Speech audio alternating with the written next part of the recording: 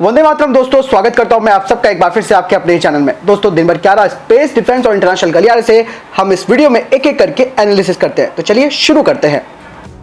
आज की top headlines है, भारत ने कश्मीर में 70% तक घुसपैठ को रोकने में कामयाबी हासिल की। बीआरओ ने 7 घंटे में बनाया 110 फुट लंबा बेली पुल। गिलगिट बाल्टिस्तान में चीन ने बनाई नई सड़क। चीन ने एक ऐसी सड़क बनाने का फैसला किया है जो 800 किलोमीटर के काराकोरम राजमार्ग को पाकिस्तान के कब्जे वाले गिलगिट बाल्टिस्तान के अस्तोर के साथ जोड़ेगी।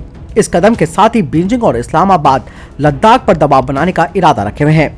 सूत्रों ने बताया कि चीन एक पूर्व बौद्ध फ्रंट यारकंद को और फिर उजाइगर संस्कृति यानी कि उजाइगर कल्चर के सांस्कृतिक दिल को काराकोरम हाईवे के माध्यम से अस्तौर के साथ जोड़ना चाहता है। एक बार ये 33 मीटर चौड़ी सड़क बन जाने के बाद चीन गिलगिट बाल्टिस्तान में भारी तोप खाने को ले जाने में सक्षम होगा, जिससे लद्दाख के आगे वाले स्थानों यानी कि फॉरवर्ड एरिया पर भारतीय पक्ष के लिए खतरा पैदा हो सकता है। अस्तौर जिला स्कर्दू के पश्चिम में है, जो पाकिस्तान का एक नया डिवीजन मुख्यालय है, जहाँ से लद्दाख ज्यादा दूर नहीं है।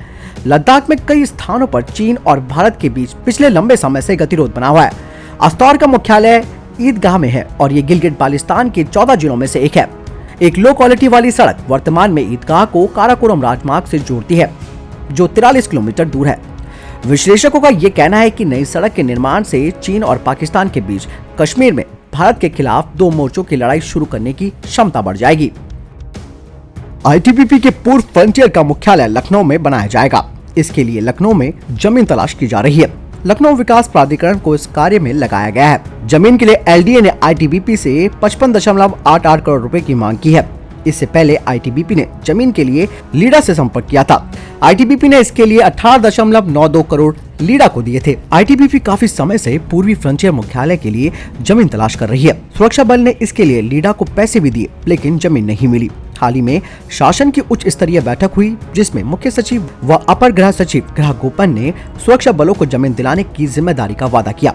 शासन ने यह कार्य एलडीए को दिया। जानकारी के अनुसार एलडीए आईटीबीपी को सीजीसीटी में जमीन देगा। एलडीए ने आईटीबीपी को 7 एकड़ जमीन देने की तैयारी शुरू कर दी है। एलडीए ने आईटीबीपी से करीब 55.88 करोड़ रुपए जमा करने को कहा है, लेकिन आईटीबीपी चाहता है कि लीडा को दिए गए पैसों से ही जमीन का सौदा किया जाए। एक जानकारी के अनुसार ये मुख्यालय बहुमंजिला बनाया जाएगा और इसमें पूर्वी फ्रंट के वरिष्ठ अधिकारी बैठेंगे। आईटीबीपी से प्राप्त जानकारी के अनुसार जमीन मिलने के 2 सालों में मुख्यालय को पूरा बनाने की उम्मीद है। ब्रिटेन के प्रधानमंत्री बोरिस जॉनसन ने प्रधानमंत्री नरेंद्र मोदी को G7 शिखर सम्मेलन में अतिथि के तौर पर आमंत्रित किया है। G7 शिखर सम्मेलन इस बार कॉर्नवाल में जून में आयोजित होगा। इस शिखर सम्मेलन में राष्ट्र अध्यक्ष कोरोना वायरस महामारी, जलवायु परिवर्तन और मुक्त व्यापार जैसे वैश्विक मुद्दों पर चर्चा करेंगे। ब्रिटेन के प्रधानमंत्री बोरिस जॉनसन G7 से पहले भारत की यात्रा कर सकते हैं। इस बार G7 के शिखर सम्मेलन में भारत के अलावा ऑस्ट्रेलिया और दक्षिण कोरिया को भी मेहमान के तौर पर बुलाया गया है। साथ ही अब ये भी सुनिश्चित किया जाएगा कि हर जगह के लोग खुले व्यापार, तकनीकी परिवर्तन और वैज्ञानिक खोज से फायदा उठा सकें। बता दें कि इस साल गणतंत्र दिवस समारोह पर बोरिस जॉनसन मुख्य अतिथि के तौर पर आमंत्रित किए गए थे, लेकिन कोरोना वायरस के नए स्ट्रेन की वजह से उनका ये दौरा रद्द हो गया। आपको बता दें कि G7 दुनिया की 7 सबसे बड़ी विकसित अर्थव्यवस्था वाले देशों का समूह है, जिसमें Canada, France, Germany, Italy, Japan, Britain और अमेरिका शामिल है। इसे ग्रुप ऑफ 7 कहा जाता है। सेनाध्यक्ष ने अभी हाल ही में कहा था कि सेना के प्रयासों से जम्मू कश्मीर में न केवल हिंसा की घटनाओं में काफी गिरावट आई है, बल्कि वहां की आवाम को आतंकवाद से राहत मिली है। भारतीय सेना प्रमुख जनरल MM नरवणे ने यह भी कहा कि सेना अपने आधुनिकीकरण की दिशा में ठोस कदम उठा रही है। आपातकालीन और फास्ट ट्रैक योजनाओं के तहत सेना ने लगभग 5000 करोड़ रुपए के उपकरण खरीदे और पूंजीगत खरीद के तहत पिछले वर्ष में 13,000 करोड़ रुपए के अनुबंध पर हस्ताक्षर किए हैं। सीमा सड़क संगठन ने जम्मू कश्मीर राजमार्ग पर रामबन के समीप 110 फुट लंबे बेली पुल का निर्माण रिकॉर्ड 60 घंटे में पूरा कर लिया। अधिकारियों ने इस बात की जानकारी दी। बीआरओ के अधिकारियों ने बताया कि बेली पुल की जरूरत इसलिए हुई क्योंकि 11 जनवरी को जो पुल था उसकी दीवार ढह गई थी और इस घाटी का देश के बाकी हिस्सों से संपर्क कट गया था। बेली पुल पूर्व निर्मित स्टील पैनल से तैयार किया जाता है और ये पैनल शीघ्र ही जोड़े जा सकते हैं। अधिकारियों ने बताया कि राष्ट्रीय राजमार्ग 44 के रखरखाव के लिए जिम्मेदार भारतीय राष्ट्रीय राजमार्ग प्राधिकरण यानी कि NHAI और नागरिक प्रशासन ने बीआरओ को इस काम में सहयोग करने का अनुरोध किया। अधिकारी ने कहा कि सर्वेक्षण के बाद 14 जनवरी को सुबह 7:30 बजे पुल का निर्माण शुरू हुआ। Office commanding lieutenant colonel Varun Khere के नेतृत्व में 99 RCC की टीम ने 7 घंटे तक लगातार प्रयास करके इस बेली पुल का निर्माण कर दिया और अब इस पुल को यातायात के लिए खोल दिया गया है। दोस्तों यहाँ तक अगर आपको न्यूज पसंद आई हो तो आप वीडियो को लाइक जरूर कीजिएगा, ताकि हम आप तक लेटेस्ट डिफेंस अपडेट डेली पहुँचाते रहें और इससे हमारा उत्साह भी बढ़ेगा। सेना के शीर्ष commander lieutenant general BS Raju ने कहा कि 2018 की तुलना में 2020 में आतंकियों की भर्ती काफी नियंत्रण में थी।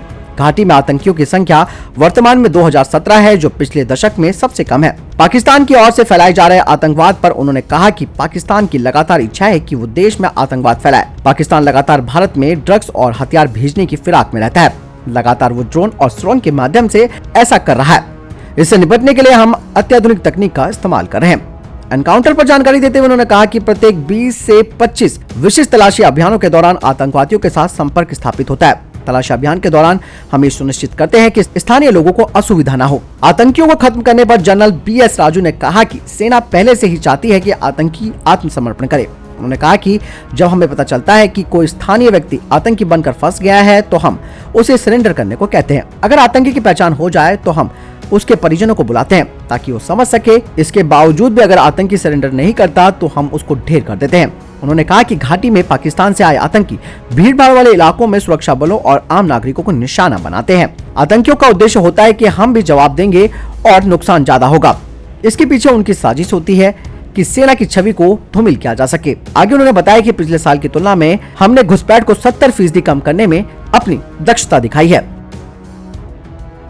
दक्षिणी चीनी सागर पर कब्जा जमाने के बाद अब चीनी ड्रैगन की नजर हिंद महासागर पर पड़ गई है। चीन पिछले 2 सालों से अपने खुफिया सर्वे जहाजों की मदद से भारत की नाक के नीचे जासूसी करने में व्यस्त है। जासूसी करने के दौरान चीनी जहाज अपने निगरानी उपकरणों को बंद कर देते हैं ताकि वो भारत या फिर किसी अन्य देश की नजर में न आ सके। चीन के इस करतूत का खुलासा उस समय हुआ जब इंडोनेशिया के अधिकारियों ने हाल ही में चीन के इस सर्वे जहाज को अपने देश की जल सीमा के पास पकड़ा। इससे पहले चीन का पानी के अंदर चलने वाला एक जासूसी ड्रोन विमान इंडोनेशिया के सीमा के पास पाया गया था। चीन के इस सर्वे करने वाले जासूसी विमान का नाम शियांग होंग 03 है। ये जहाज 6 जनवरी को चीन के हैनान द्वीप के सान्या ठिकाने से निकला था। इस जहाज को इंडोनेशिया के कोस्ट गार्ड ने 11 जनवरी को सुंडा स्ट्रेट के पास से पकड़ा था। इस बेहद महत्वपूर्ण स्टेट से गुजरने वाले हर जहाज के लिए जरूरी है कि वो अपने ऑटोमेटेड इंफॉर्मेशन सिस्टम को चालू रखे, लेकिन चीनी जहाज ने ऐसा नहीं किया। इंडोनेशिया के कोस्ट गार्ड ने जब उनसे पूछताछ की तो चीनी दल ने बहाना बनाते हुए कहा कि उनका सिस्टम खराब हो गया है। इंडोनेशियाई कोस्ट गार्ड ने बताया कि चीनी सर्वे जहाज ने 2 बार अपने ट्रांसपॉन्डरों को बंद कर दिया। इससे पहले इंडोनेशिया के पास समुद्र के अंदर मछुआरों को एक खुफिया चीनी ड्रोन भी मिला था। पिछले 2 सालों में ये तीसरा मौका है जब चीन का ये जासूसी ड्रोन हिंद महासागर का दरवाजा कहे जाने वाले इंडोनेशिया के पास में मिला है। चीन की सीमा से इतना दूर समुद्र के अंदर ड्रोन मिलने से इस बात को लेकर आशंका बढ़ गई है कि चीनी सेना खुफिया तरीके से दक्षिणी चीनी सागर से हिंद महासागर में प्रवेश करने के रास्ते की जांच कर रही है। एक वेबसाइट के अनुसार इस ड्रोन के जरिए मिली सूचना की मदद से चीन की किलर पनडुब्बियां पानी के अंदर रहकर आसानी से हिंद महासागर तक अपना रास्ता तय कर सकती हैं। तो दोस्तों, ये थे अभी तक के टॉप डिफेंस और स्पेस अपडेट्स। वीडियो के संबंध में प्रश्न जवाब या आपका सवाल है, आप जरूर हमें कमेंट करके बताएं। साथ ही आप में से जो लोग हमारे चैनल पर नए हैं वो इस चैनल को सब्सक्राइब करना ना भूलिएगा। मिलता हूं आपको नए वीडियो के साथ, तब तक अपना ख्याल रखिएगा। जय हिंद, जय भारत।